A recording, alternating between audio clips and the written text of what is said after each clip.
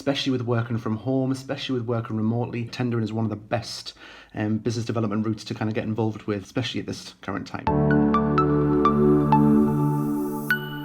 Hello everyone! Today we're discussing tendering in the current climate.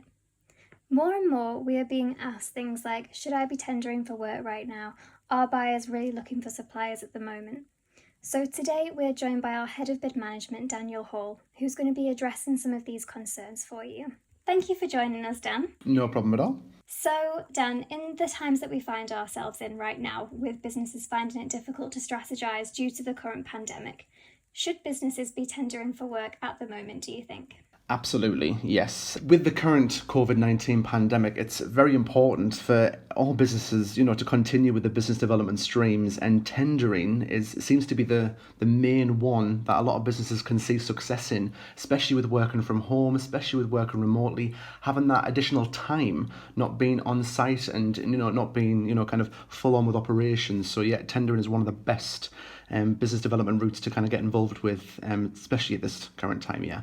And do you think the contracts that they'll be tendering for will be work that's going to start right now, or do you think it's best to try and build a pipeline of work for when they go back? Yeah, there's both. We're seeing both as part of our group, and we're seeing a lot of tenders, as I say, with more reactive timeframes to deliver. So especially, in the healthcare industry, with COVID and the pandemic being such a prevalent thing right now, and there's a lot of reactive needs at present.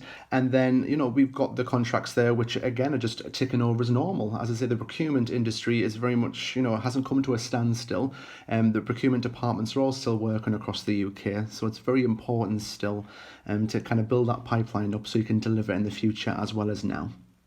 If businesses have never tendered before, but now they find they've got a little bit more time on their hands, how do you think they should start? How do you think they should begin to start tendering for work? As I say, it's all about strategizing and making sure that you've got enough, corporate literature behind you to set the foundations and to see success with your tendering efforts. Now, every tender is different and every opportunity is different.